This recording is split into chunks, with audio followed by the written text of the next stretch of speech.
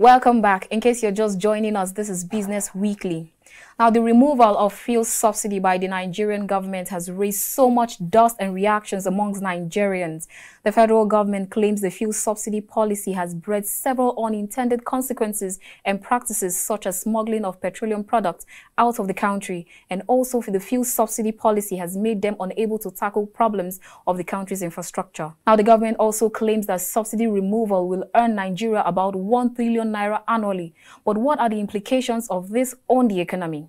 Our guest is Dr. Ahmed Adamu, a senior lecturer and economist at Now University, Abuja. He joins me to explore every aspect of the fuel subsidy removal and impact of this decision on the Nigerian economy. Thank you for joining us, Dr. Adamu. Thank you so much for having me. All right, now please give us your view on the social economic implications of the federal government's decision to remove subsidy on the Nigerian economy. Well, when you look at the social effect of that, it's largely going to be the reduction in the well-being of the people. We recently came out of the COVID-19 lockdown, and that has really crippled the people's economies. And this is the time when the general economy in the country need to rebound, or need to bounce back to its normal. But at a time when people are now facing higher petroleum price, is not going to augur well for individuals' economies, which means people have to trade other expenditures for the petroleum products, because petroleum products have what you call an inelastic demand. You have to consume petrol at all costs. But you cannot say you're not going to travel. You cannot say you're not going to buy stuff and things like that. So, but another social effect of that is going to reduce the consumer or individual's income. So it's going to reduce the value of their salaries or whatever source of income they have, because every other price is likely to go higher. It's likely to go high again. Mm. And that's a social effect. And we also face insecurity. Yeah. Insecurity in some part of the country has actually displaced thousands of people. And in the middle of this crisis now, we have higher oil price or pump price of the petrol. Actually, the timing is really critical. So the timing of this subsidy removal has made the social effect to be very, very severe. And looking at the economic effect of that is going to raise cost of production. Mm-hmm. Sure. Raw materials, processing of goods and services, and transportation, especially transportation. Transportation is an integral part of every goods and likely services you provide in the economy, and which means every activity in the economy is going to be more expensive. Mm-hmm. So that's why petroleum price in Nigerian economy is critical. It's the heart of the economy. And if you touch that, the whole body has to react. Mm-hmm. And the fact that the petroleum price is integrated to other prices.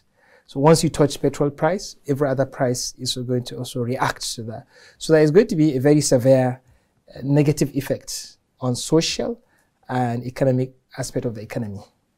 Okay, so now speaking on, you said every aspect of the economy is going to be affected and things are going to be expensive. Yeah. Now the presidency has come to say that prices of food has dropped. So we know that with this removal of subsidy, it will definitely increase cost of transportation and prices of goods and services. How do you? Yeah, but if prices have dropped, shall we rise them up? We should try to put them further down. So it's not an excuse for the government to say, oh, prices of food items have dropped. Oh, so now it's an excuse for us to remove petroleum subsidy. No, that's not a logical reasoning. And that's even if it is true. Because a reality check has proven that prices of food items and generally goods are on the rise. Especially during the lockdown, most factories and productions have shut down, and insecurities has also shut down some businesses. So there are a little bit of scarcity, and the dollar hike, Naira has lost its value drastically in recent period. And put together all these factors have made the prices to go higher. And for the government to say prices are going low, there's kind of misinformation there. So I think the lawmakers, or I mean the policy makers, the physical policy makers, the monetary policy makers, they have to check beyond what is being reported to them, go below and dive into the reality and into the ground and see what's really going on. Let themselves go down to the market and see what's really happening. And food prices have nothing to do with petroleum subsidy. And so if you want to remove subsidy on your own, you just need to come up with another reason. But this is not a reason, because this administration, since inception, they were not so clear about what they want to do with deregulation. Do they want absolute deregulation, or they want partial deregulation? Like, they don't even know exactly what Nigerians deserve. So you remember what happened initially when the petrol liter was sold. Was it 97 initially? 97, and they increased it to 145. Remember, we had fuel crisis at that time. Yeah, sure. And Nigerians believed that that was it all. We never see this kind of debate about deregulation. We're not going to see any announcement. But 6 years along the line, now we are now hearing another announcement, subsidy being removed. So there we are a lot of inconsistencies and lack of transparencies. You know, initially we are told that subsidy had been removed. And we started seeing over recoveries and under recoveries. What I mean by over recovery is when the landing cost is lower than the pump price. At that time, government is making profit. So if there was absolute and total deregulation, at that time the price of the pump price will have dropped far below 145. Yes. Even during the lockdown, we had oil prices plummeting down to $15 per barrel. And Nigerian petrol has never been sold far below 100 naira since this government. At that time, we were supposed to be selling petrol at far below 100 naira, but we didn't do that. The government has been benefiting from that, even though at that time there was an effect of dollar hike, but still price should have dropped further below what has been sold at that time. And then there are a period of under recoveries when the landing cost is higher than the 145 price of liter we used to buy. And at that time, the government has to pay subsidy. So but we were told that subsidy has been removed. And there were a lot of lack of transparency. I mentioned that sometimes a minister will come and say we consume 50 million liters in a day. Another person will come and say 66 million. Just few days after that, someone will come and say 70 liters. But there is no proper and transparent accountability on how much we truly consume, and if the subsidy bill is after that much. So I think the issue of getting the accurate figures is another issue, because the government will just rely on whatever is presented to it and make decisions based on that, without accounting and proving these facts and figures given to it. Okay, now speaking on the lack of transparency, now this fuel subsidy has been regarded as to many as a scam, and that the removal policy is, to many people, it seems like this removal policy now brings about mistrust from Nigerians on the Nigerian government. How do you reconcile these differences? Yeah, for the issue of subsidy being a scam, I think this is just a mere statement. Even if it is true, it's the failure of the government to check and see where the scam. You know, when this administration came into power, what they're supposed to do is to do what we call auditing, to really find out what do we really consume in the country and how much do we pay for subsidy, and then to know whether there's a scam or not, and then track and follow the subsidy money and see where is it going, and are we really subsidizing the Nigerians, the people that need this subsidy? Are they the ones that benefit the most out of it? And that's what it's supposed to do. And even if you have to remove subsidy, you don't just remove it at once. Yes. It's a gradual process. You phase it out. Instead of just wake up in the morning, you read on the news and the newspaper that subsidy has been removed, just like a military regime. So you're supposed to engage in dialogue, conversation with stakeholders and the people, and then they have to see it coming and then prepare for it. So the timing is very critical as well. Like I mentioned, it's a very, very bad time for Nigerian government to remove subsidy now, especially when Nigerians need social support. And instead of just handing over what they say, 20,000, like they say they give to Nigerians as palliative, which some people even deny, billions have been spent in the name of social support. And that has not really impacted. That has not really put or even augment the economy, has not really boosted the economy further. But what the government should have done was to use that money to sustain the subsidy for the time being, because this is not the right time to do that. And there are criteria for removing subsidy. You don't just come out and just remove subsidy. You have to qualify to remove the subsidy, you as a government. So this current administration is not eligible to remove fuel subsidy from Nigerians or for Nigerians. The criteria is for you to remove fuel subsidy, you have to have sufficient refining capacity.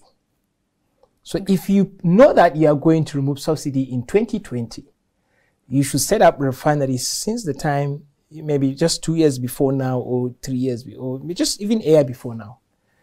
And now we don't have any existing refining capacity, sufficient capacity in the country. And now you are removing subsidy. So we are now exposed. We are becoming very vulnerable to foreign shocks, foreign inflation, volatility in the exchange rate, volatility in the crude oil price. We are really, really, really very vulnerable. So we are not qualified to remove subsidy yet. I know subsidy is not something sustainable. And if you know that, then you should prepare to get rid of it. But we have not prepared for that. We have not even qualified. The Nigerian government is not deserving. Does not deserve to remove fuel subsidy now, because they failed to make even our existing refineries working. They spent 10 billion in, I don't know how many period, is it in a month? I think 10 billion on our local refineries, and they produce zero petrol. So that's a big liability. That's a big loss. And in the middle of this, and then you are removing subsidy. So now what you are doing, you are exposing Nigerians into the volatility of the oil market.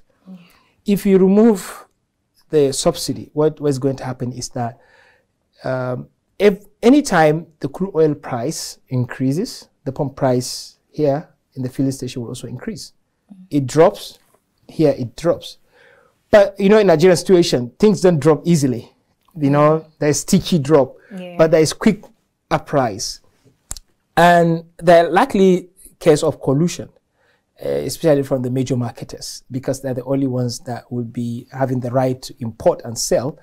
And then because they want to make profit, that they may aim for abnormal profit. And they might, that's what we call information asymmetry, and they might not report the right figures. And they might actually aim for excessive profits at the expense of Nigerians. And then another issue, another criteria that this administration must fulfill before they remove subsidy is the protection of the Naira.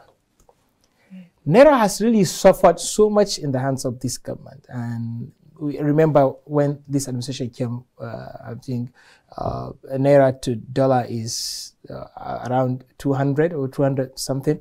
But now we are talking of 300 and getting to 400. 400, yes. It depends on the market. And if you cannot protect our Naira, then we are going to have a very serious and severe negative effect in the market. What I mean is, apart from the volatility in the oil market, now you are also facing volatility in the money market. Anytime Naira plummets, you're going to see the effect of that in the price. If it increases, you're going to see the effect of that. So like there's going to be very high level of volatility and extortion. Okay. So now in the wake of the COVID-19 pandemic, do you think that this removal of fuel subsidy will make it difficult to avert the collapse of the already shaken Nigerian economy? Yeah. There's going to be effect on the economy and in the price. I mentioned price. Price of everything will increase. And this will actually when businesses, factories and industries and expenditures need to be improved. but when we are facing higher prices, it's actually shrinking expenditure. We just recorded one of the worst economic shrink, one of the highest negative economic growth in recent years. And it's likely to keep going on that trend. And we are falling into the official recession. And we recently came out of one. So actually, that's why I talk about the timing. Timing is critical, and the preparation is another issue. So prices and economy is going to suffer more because factories will shut down and there's going to be many layoffs of staff because people will be struggling to pay for the energy bill rather than paying for the wages. And then when you put people off their jobs and they become redundant, they are no longer working and they're used to a very lavish lifestyle, they become frustrated and they are desperate, they are angry, and you are hitting the society. And this will lead to even more crisis and insecurity. And insecurity costs more to solve than even fixing the economy. So these are the ramifications and beyond the box or outside the box thought that this administration should have consider when taking actions like this. Okay, so do you think that this fuel subsidy is a better option for the government in order to accrue and save money to develop other sectors of the economy? Do you think that this fuel subsidy is sufficient enough to deregulate the downstream sector? In terms of development of the sectors of the economy, the government doesn't need to necessarily by itself build sectors of the economy. What it needs to do is to provide the enabling environment for businesses to thrive in all sectors. And one of the ways to really attract investment and growth in sectors is to provide cheaper cost of production, cheaper labor, cheaper raw materials. Even the shout about agricultural revolution, that's not going to come to light if you don't provide the enabling environment. No matter how much you really want to do it, it's your action that actually give the results.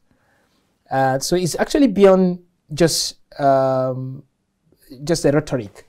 So what you need to do is, if you want to build agriculture, you don't have to actually hit the petroleum sector.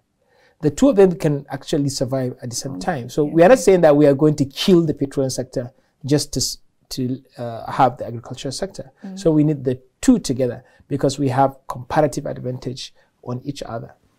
So to me, removing subsidy is not what will make the government to save money to build other sectors, because people will themselves build sectors. Private sector is the sector that will do that, but the government is responsible for enacting the policy and the enabling environment for individuals and private investors to build other sectors of the economy. So the government's role is just the policy formulation and providing the environment.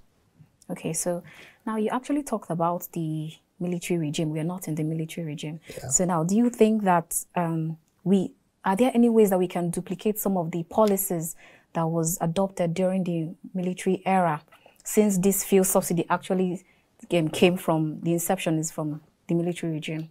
Yeah, at that time when petroleum subsidy was introduced, at that time that we didn't have much population. We didn't have much demand for energy because we didn't have much cars on the road. We didn't have much buildings. We didn't have many generators as we have now.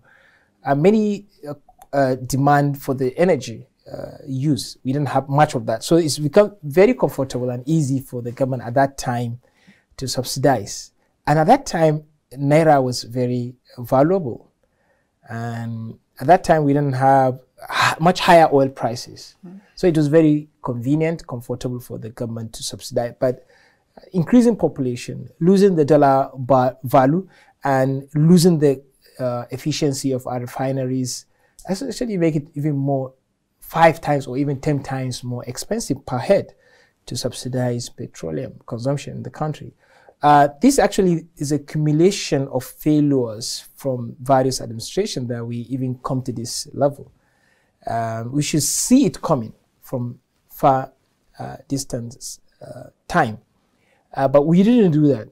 But even this administration, they had a chance to do something about it because they came on the promise of change. Yeah. And they had the loyalty of the people, if you like. And that's why we didn't have the demonstration, the protest, when they shoot the price up from 97 to 145. And they should have done justice to the issue, but they have not done that. But there is nothing to learn from the military regime, I think. But I believe because the Nigerians need palliatives, need support. And instead of handing over money to people, cash, maybe only lucky will get. And I saw some of the headlines, they say they're going to use helicopter to spread money. Okay, maybe an animal in the bush will pick a bunch of dollar maybe. So instead of doing that, let's provide what you call the generic palliative. Okay. A palliative that will ease businesses for everyone, if you are willing. Because I might receive this 20,000 they talk about, or any sort of social support they're talking about, and I will spend it on consumption. I will buy phone, I will buy data, I will change my jeans, I will buy recharge card, and it's finished. And next month I need another 20,000. But if you enable business, whoever make decision to become productive, it's easier for that person. Yeah. And that's actually create more multiplier effect in the economy. Yes. Because if government inject 1 billion, so the economy is getting more than just 1 billion. It's going, maybe the multiplier effect will be times 5. Yes. The economy is getting 5 billion as a result of that. So there is this multiplier effect. But the multiplier effect of giving people just to enhance their expenditures will not augur well. And I think what we can learn, not necessarily from the military regime, but this is just a strategy the government can adopt, which is considering other options of the subsidy. Instead of just going for the traditional subsidy, we can actually consider what we call targeted subsidy, or what you call the quota subsidy. Okay. And this is another way of phasing out subsidy, not instead of just removing it at once. The targeted subsidy is to target the low-income people, the poor people, and then identify them, give them subsidy number. Let's have the biometric of them, know who are we really subsidizing, and we know exactly your name, what vehicle you use, what you use the energy for, and then we know how much we are paying for you in a month. Instead of giving you money, cash, we are giving you fuel subsidy for your consumption. And that's targeted. So now the rich people that have big cars and many cars, and they have the money to pay for the expensive fuel, they can go ahead and buy because they are not eligible to get the subsidy. That is targeted subsidy. And then if you think, but this is possible, people might become pessimistic about this, but it's possible if you take the right steps. Maybe we may not have time to go deep about this one. But the quota subsidy is when you allocate certain number of liters. The first number of liters you take in a month will be subsidized for you. If you have a car, the first 70 liters you consume this month will be subsidized for you. Okay. And this will encourage conservation of the consumption of the fuel. And I know, okay, the first 70 liters I put in my car will be subsidized for me. And if I have this fuel in my car, I will make sure that I conserve it. I don't travel just unnecessarily because I know the next time I'm going to buy fuel, I have to pay full price of it. Yes. So it's going to reduce the environmental emission and conserve the energy. This is going to reduce how much we consume on a daily basis by almost 30% if we go for quota. And if you have public transport cars, instead of giving them 70 liters, because a lot of people go on public vehicles, you can give them 500 liters per month or 1,000 liters per month subsidy. So what you're going to do for each vehicle, we have going to have registration. For each driver, we're going to have biometric of that, and you are going to have your own like a BVN number, so to say, for the consumption of the fuel, just to access your own subsidy. So you just go to the filling station. We have this infrastructure. We have to invest so much in this particular system, but these actually are all options. But we have to have a serious government that believe in these things, and it's possible, no matter how difficult it is. When there is a will, there is a way, and we just have to change our belief, and it's going to happen. So instead of just exposing Nigerians just abruptly into this kind of big shocks in terms of volatility, price shocks, and dollar hikes, we can provide this as an option. Okay, just like you said, we have to have a strong and consistent government to achieve this aim. Thank you so much, Dr. Ahmed Adamu, for joining us. You're welcome. Now that's much we can take on Business Weekly. Do join us same time for the fresh episode coming to you live from Kaftan Studios, Abuja. Thank you for joining us.